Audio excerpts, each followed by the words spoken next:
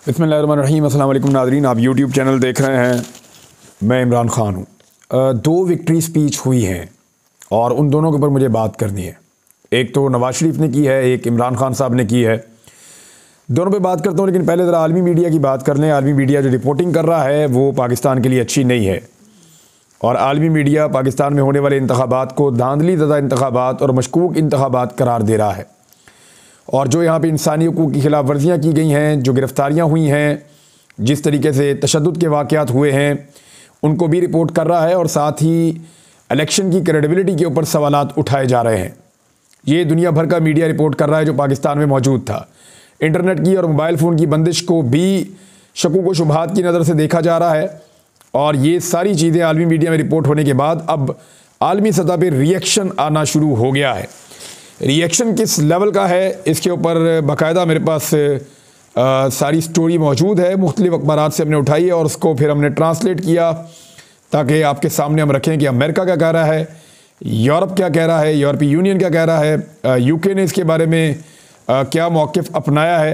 ये सारी चीज़ें मैं आपके सामने रख देता हूँ अभी इस पूरी स्टोरी के अंदर। सबसे पहले आप अमरीकी महकमा ख़ारजा का जो स्टेटमेंट है वो आप देख लीजिए। अमरीकी महकमा ख़ारजा ने कहा कि पाकिस्तान में जो इंतखाबात हुए हैं, अमेरिका इस बात का शदीद मुंतज़िर है कि मुकम्मल इंतखाबी नताइज जारी किए जाएँ और वो इंतखाबी नताइज ऐसे हों जो आवाम की मर्ज़ी की अक्कासी करते हों, यानी जिसको आवाम ने हुकूमत बनाने के लिए वोट डाले उसकी हुकूमत बननी चाहिए। इसका मतलब ये है। अमेरिका ने यह भी कहा कि अमेरिका किसी भी पाकिस्तानी सियासी जमात की जो हुकूमत बनने वाली है उसके साथ काम करने के लिए तैयार है। यानी अमेरिका को कोई एतराज़ नहीं कि पाकिस्तान में पाकिस्तान की आवाम की मर्ज़ी से किसकी हुकूमत बनती है। अमेरिका ताल्लुकात और जो मुश्तरका मफादात हैं उनके लिए किसी भी हुकूमत के साथ काम करने के लिए तैयार है।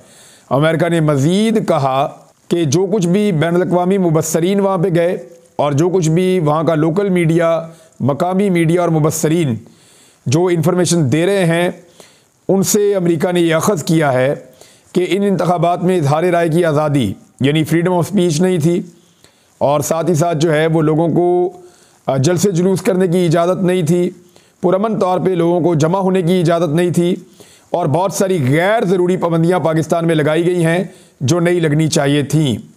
हम इंतखाबात में तशद्दुद की शदीद मज़म्मत करते हैं और इंतखाबी अमल में मुदाखलत के इल्ज़ामात पे अमेरिका बहुत फ़िक्रमंद है। मुदाखलत या धोखाधड़ी या धांधली के दावों की मुकम्मल छानबीन होनी चाहिए। ये है जी स्टेटमेंट अमेरिका का। इसके अलावा जो यूके का स्टेटमेंट जारी हुआ है वो इस वक्त foreign secretary of the state हैं और कॉमनवेल्थ एंड डेवलपमेंट अफेयर्स के डेविड कैमरून, ये साबिक वज़ीर आज़म भी हैं बरतानिया के, और इन्होंने जो स्टेटमेंट जारी किया है वो भी मैं आपको पढ़ के सुना देता हूँ उसकी ट्रांसलेशन। इन्होंने कहा कि शदीद तहफ़्फ़ुज़ात हैं हमें पाकिस्तान में जो इंतखाबात हैं उनकी शफाफियत के हवाले से और लोगों को इसमें हिस्सा लेने का मौका फ़राहम नहीं किया गया उस हवाले से, यानी लेवल प्लेइंग फील्ड नहीं थी उस हवाले से और इंतखाबात की शफाफियत पे हमें शदीद तरीन तहफ़्फ़ुज़ात हैं। ये बरतानिया में ये जारी किया स्टेटमेंट। और साथ ही साथ ये भी कहा कि मालूमात तक रसाई नहीं दी जा रही और कानून की हुक्मरानी समेत बुनियादी इंसानी हुकूक़ को बरकरार भी नहीं रखा गया, ये रखना चाहिए। साथ ही साथ उन्होंने कहा कि मैं जो वोट डाले जिन लोगों ने उनको खराज तहसीन पेश करता हूँ। और बरतानिया ने भी इस बात पे जोर दिया कि फौरी तौर पे इंतखाबी नताइज जारी किए जाएँ और वो अवामी उमंगों की तर्जुमानी में होने चाहिए, यानी वो इंतखाबी नताइज जैसे इंतखाबात हुए हैं। इसके अलावा एक स्टेटमेंट जो है वो यूरोपीय यूनियन ने भी जारी किया है। यूरोपीय यूनियन ने पहले तो तारीफ़ की पाकिस्तान में इंतखाबात हो गए हैं, साथ ही उन्होंने कहा कि कुछ जो सियासी जमातें हैं या सियासी किरदार हैं उनको इंतखाबात में हिस्सा नहीं लेने दिया गया, उनकी नाअहलियों के मामलात हुए और जो लोग जमा होते हैं या एहतजाज करते हैं या पुरअमन तौर पे जलसा या जुलूस करते हैं उनके ऊपर पाबंदियाँ लगाई गई। ऑनलाइन और ऑफलाइन दोनों तरह से इज़हार राय की आज़ादी को मुतासर किया गया। इंटरनेट तक रसाई की पाबंदी लगाई गई, यानी इंटरनेट ही बंद कर दिया पाकिस्तान में, और इंतखाबी अमल में शदीद मुदाखलत की गई। और ये जितने भी इल्ज़ामात हैं उसके अलावा सियासी जमातों और कारकुनों की जो गिरफ़्तारियाँ हुई हैं इन पे बहुत ज़्यादा तहफ़्फ़ुज़ात का इज़हार किया है यूरोपीय यूनियन ने। यूरोपीय यूनियन के हुकाम ने मुतालबा किया है कि इंतखाबी बेज़ाब्तियों की रिपोर्ट की जितनी भी रिपोर्ट की गई है इंतखाबी बेज़ाब्तियाँ उनकी बरवक्त और मुकम्मल तहकीकात को पाकिस्तान यकीनी बनाए।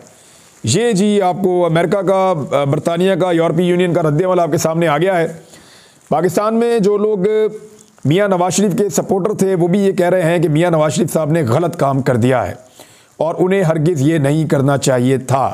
जिस तरीके से धांधली के साथ मियां साहब इलेक्शन जीते हैं ये उन्हें ज़ेब नहीं देता। मिसाल के तौर पे मोहम्मद ज़ुबैर PMLN से उनका ताल्लुक़ और गवर्नर रह चुके हैं सिंध के PMLN की जानिब से भी हाल ही में। उन्होंने कहा कि पाकिस्तान तहरीक इंसाफ ने KPK और पंजाब असम्बलियों की कौमी असम्बली की नशिस्तों पर बरतरी हासिल कर ली है। यानी पाकिस्तान तहरीक इंसाफ ने खैबर पख्तूनख्वा में और पंजाब में बरतरी हासिल कर ली है। अब मुस्लिम लीग नून के पास हुकूमत करने का कोई इखलाकी इख्तियार नहीं बचा। जो तलत हुसैन है वो भी कह रहे हैं बहुत ऑकवर्ड है, मियां नवाज शरीफ ने जो विक्ट्री स्पीच की है उन्हें नहीं करनी चाहिए थी, उनकी बनती भी नहीं थी। अब नवाज शरीफ ने कहा क्या ज़रा ये आप सुन लीजिए। ये बातें जो नवाज शरीफ ने की हैं ना, इनको आपने याद रखना है, क्योंकि इसके बाद बहुत सारे वीलॉग इन्हीं बातों के ऊपर होंगे और ये सियासत इन बातों पे घूमेगी। मियां साहब ने कुछ इशारे दिए अपनी बातचीत में। एक तो बॉडी लैंग्वेज बड़ी नेगेटिव थी कल भी और आज भी। मियां नवाज शरीफ जाली खुश होने का दिखावा कर रहे थे या उनकी साहबजादी या बाकी लोग। एक्चुअली जो खुश था वो शहबाज शरीफ साहब खुश थे कुछ हद तक, और जो मियां साहब के आसपास लोग मौजूद थे दे वर नॉट हैप्पी। लग रहा था कि वो परेशान हैं। मियां साहब खुद भी कोई खुश नज़र नहीं आ रहे थे। अब मियां नवाज शरीफ साहब ने जो बातें की उसमें एक तो उन्होंने यह दावा कर दिया कि मुस्लिम लीग नून इन इंतखाबात में सबसे बड़ी जमात बनकर उभरी है। जिस वक्त मियां साहब ये स्पीच कर रहे थे उस वक्त इंतखाबात को लगभग इंतखाबी अमल मुकम्मल हुए गिनती शुरू हुए कुछ 30 घंटे के करीब गुजर चुके थे, यानी 26-27 घंटे तो डेफिनेटली गुजर चुके थे जब मियां साहब ने यह तकरीर की। तो 26-27 घंटे के बाद जो मियां साहब की तकरीर आई उसमें भी मियां साहब उस वक्त तक 60 नशिस्तों पे सिर्फ आगे थे, 60 नशिस्तों पे, और वो क्लेम कर रहे हैं कि वो पाकिस्तान की सबसे बड़ी जमात बनकर उभरे हैं। नंबर गेम अभी मैं आपको बताता हूँ कौन है सबसे बड़ी जमात। साथ ही साहब मियां नवाज शरीफ साहब ने कहा कि हमें मैंडेट मिला है, दूसरी पार्टियाँ आएँ और मिलकर एक हुकूमत बनाते हैं, पाकिस्तान को इस भंवर से हम निकालेंगे। हम इस बात के मुतहम्मिल नहीं हो सकते कि बार बार इस मुल्क में इंतखाबात करवाएं। ये अब आप याद रखिएगा बात कि मियां साहब को इस बात का ख़दशा है कि पाकिस्तान में दोबारा इंतखाबात होंगे और जल्दी होंगे, क्योंकि जो सेटअप ये बनाने जा रहे हैं ज़बरदस्ती वो चल नहीं सकता और ना दुनिया उसे तस्लीम करेगी, ना पाकिस्तान के अंदर ना पाकिस्तान से बाहर। ये मियां साहब का जुमला उनके खौफ की अक्कासी कर रहा है कि बार बार इंतखाबात हम नहीं करवा सकते। मियां साहब कह रहे हैं कि इस्तेहकाम के लिए 10 साल चाहिए।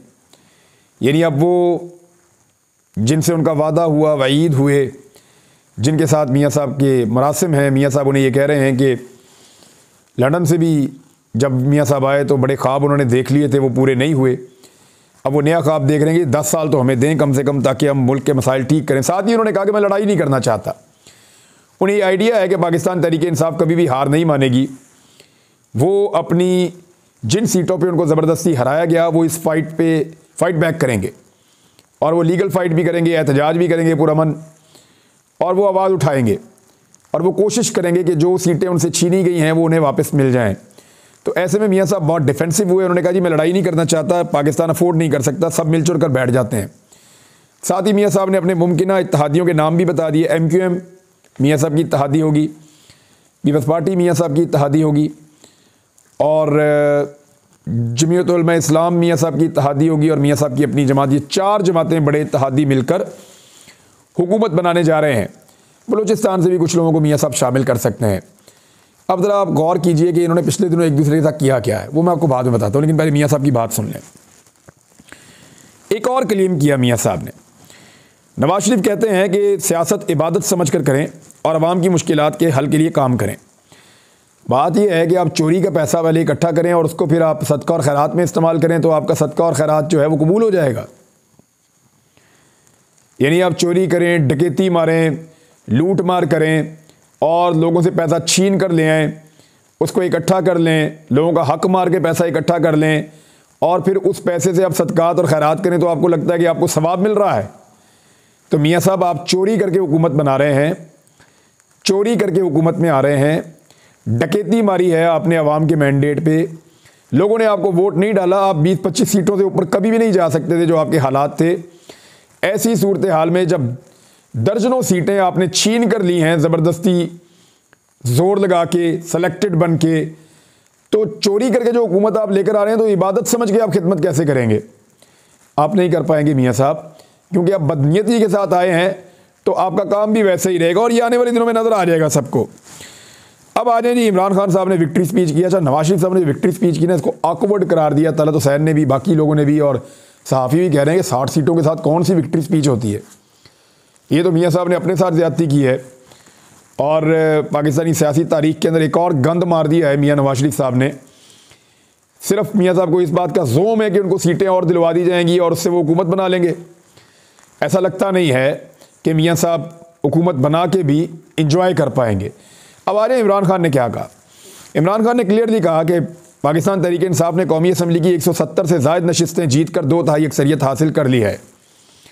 ये बात इमरान खान साहब ने उस वक्त कही जब पाकिस्तान तहरीक इंसाफ 95 के करीब सीटें जीत चुकी थी, 95 जीत चुकी थी, लेकिन उन्होंने 170 से ज़ायद का क्लेम किया है। मियाँ नवाज शरीफ ने तो बिल्कुल 60 के ऊपर ही कर दिया था, इमरान खान ने 170 से ज़ायद का क्लेम किया है और वो फॉर्म 45 के मुताबिक है। इमरान खान साहब ने कहा कि अच्छा, ये जो उनका खिताब है ना, ये आर्टिफिशियल इंटेलिजेंस के ज़रिए से, यानी कंप्यूटर के अंदर वो वॉइस इमरान खान साहब की पहचान लेता है, फिर कोई और बोलता है तो वो उसी वॉइस के अंदर कंप्यूटर आगे से बोलता है।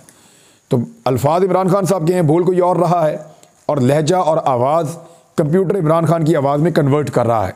तो इसको कहते हैं आर्टिफिशियल इंटेलिजेंस, किसी की आवाज़ निकालने के लिए कंप्यूटर को इस्तेमाल करना। लहजा थोड़ा सा मुख्तलिफ था, लेकिन इमरान खान साहब की लग रही थी। बहरहाल इमरान खान साहब ने इस वीडियो में जो कहा, उनके अकाउंट से शेयर की गई, ट्विटर का उनका अकाउंट है, और उन्होंने कहा कि पीटीआई कौमी असम्बली की 170 से ज़ायद नशिस्तें जीत कर 2/3 अक्सरियत हासिल कर चुकी है। आपने यानी पूरी कौम ने हमें वोट देकर पाकिस्तान में हकीकी जमहूरियत की बुनियाद रखी है। मैं आप सबको 2024 के इंतखाबात जीतने पर मुबारकबाद पेश करता हूँ। मुझे पूरा यकीन था कि आप सब वोट डालने के लिए बाहर आएंगे। बड़े पैमाने पर टर्न आउट ने सबको हैरान कर दिया और आपने मेरा मान रखा है। इमरान खान ने कहा कि आपके वोटों की वजह से लंदन प्लान नाकाम हो गया। लंदन प्लान ये था कि नवाज शरीफ साहब जो है वो फुल फ्लैज हुकूमत बनाएंगे, बिल्कुल इंडिपेंडेंट, तो वो तो नहीं हो सका। अब नवाज शरीफ साहब को बैसाखियों पर खड़ा होना पड़ेगा। नवाज शरीफ ने कम अज़ कम 30 हलकों में पीछे होने के बावजूद फतह की तकरीर की है। पाकिस्तान में कोई भी इस तकरीर को कबूल नहीं करेगा, हत्ता कि आलमी मीडिया भी इसके खिलाफ लिख रहा है। इमरान खान ने कहा कि आज़ाद ज़राए से ये बात सामने आई है कि हम धांधली शुरू होने से पहले 150 हलकों में जीत रहे थे, जबकि फॉर्म 45 के मुताबिक तहरीक इंसाफ के आज़ाद उम्मीदवार कौमी असम्बली की कुल 265 से 170 नशिस्तें जीत चुके हैं। अच्छा, ये 179 का फिगर मैंने आपको बताया था, तो ये 70 से 80 के बीच का ही फिगर बनता है ऑलमोस्ट। और पाकिस्तान तहरीक इंसाफ ने 2/3 अक्सरियत में वाज़ेह बरतरी हासिल कर ली है। ये इमरान खान साहब का दावा है। अभी उन्होंने हुकूमत बनाने का ऐलान नहीं किया। ये विक्ट्री स्पीच थी और वेल डिज़र्व्ड विक्ट्री स्पीच थी इमरान खान साहब की। उसकी वजह क्या है? कोई सहूलत उन्हें मैसर नहीं है। खुद वो जेल के अंदर बंद हैं, पार्टी के अहम रहनुमा जेल के अंदर बंद हैं, 18,000 कारकुनान गिरफ्तार हुए हैं। पार्टी से अहम तरीन लोग या तो गिरफ्तार हैं या उनको भगा दिया गया है या उनको पार्टी से छुड़वा दिया गया है। बहुत सारे लोग रूपोश हैं, एक भी जलसा नहीं कर पाए, एक भी जुलूस नहीं कर पाए, रैलियां नहीं निकाल पाए, बैनर नहीं लगा पाए, पोस्टर नहीं लगा पाए, कंपेन नहीं कर पाए, लोगों के दरवाज़ों पे नहीं जा पाए, किसी जगह पे कोई मूवमेंट नहीं कर पाए। इसके अलावा हत्ता के जो इलेक्शन वाले दिन कैंप्स लगते हैं पॉलिटिकल पार्टीज़ के, अपने कैंप्स तक नहीं लगा पाए। इस सारी सूरत हाल के बाद छापों का सामना कर रहे हैं, रोज़ाना की बुनियाद पे मुकदमात हो रहे हैं, इंतखाबी निशान भी छीन लिया है, अदालती फ़ैसले लगातार खिलाफ आ रहे हैं, 31 साल की मजमूई तौर पे सज़ा हो गई है। इन सारी चीज़ों के बावजूद अगर एक आदमी पाकिस्तान में 2/3 अक्सरियत ले जाता है फॉर्म 45 के मुताबिक, तो क्या होगा इसका मतलब? इसका मतलब है कि वो विक्ट्री स्पीच कर सकता है, और अगर किसी की बनती थी आज तो वो इमरान खान की बनती थी। अब पाकिस्तान तहरीक इंसाफ जो है वो इस वक्त एक दो राय पे खड़ी है कि इस मामले को आगे कैसे बढ़ाना है। सबसे पहले तो तमाम उम्मीदवार जिनको पता चला है कि उनके साथ धांधली हो गई है, उन सबको तमाम कानूनी रास्ते लेने पड़ेंगे। यानी जहाँ जहाँ पे शिकायत करनी होती है, हर शिकायत करनी पड़ेगी हर फोरम पे जाना पड़ेगा, ताकि किसी जगह पे ये ना कहा जाए कि आपने शिकायत क्यों नहीं की थी, या आपने कानून से रुजू क्यों नहीं किया था, या आपने इलेक्शन कमीशन में दरख्वास्त क्यों नहीं दी, या आप अदालत में क्यों नहीं गए। वो जितने भी प्रोसेस है वो करने होंगे। और पाकिस्तान तहरीक इंसाफ फिर क्या करेगी, इसमें मुख्तलिफ राय सामने आ रही है। पाकिस्तान तहरीक इंसाफ के लोगों की जानिब से कुछ लोग ये कह रहे हैं कि जो इनकी मीटिंग्स हो रही हैं इंटरनल, मैं उसके हवाले से आपको बता रहा हूँ।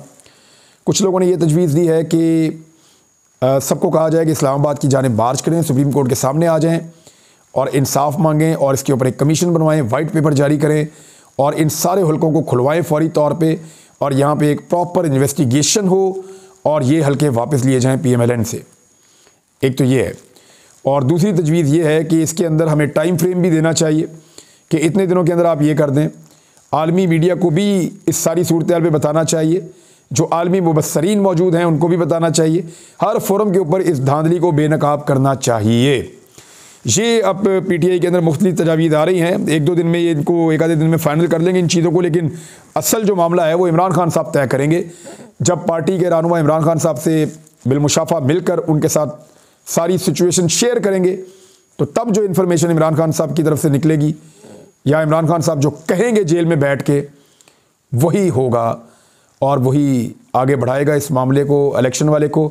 लेकिन आप देखें कि एक आदमी जिसको रेड लाइन जिस पे लगाई गई थी, जिसके ऊपर क्रॉस लगाया गया था, जिसको माइनस किया गया था, आज सारे वो जेल में पड़े हुए आदमी की तरफ देख रहे हैं और सारे ये सोच रहे हैं कि वो अब क्या करेगा और वो अब क्या कहेगा। कितना ज़्यादा रेलिवेंट हो गया वो आदमी, यानी माइनस करते करते उसको कई गुना प्लस कर दिया गया। ये है पाकिस्तान और ये है पाकिस्तान की आवाम, जिन्होंने अपनी वोट की ताकत से बड़े बड़े मंसूबे खाक में मिला दिए। अब तक इतनी, अपना ख्याल रखिएगा। कुछ चीज़ें आपके साथ शेयर करता हूँ अगले व्लॉग में। अल्लाह हाफ़िज़।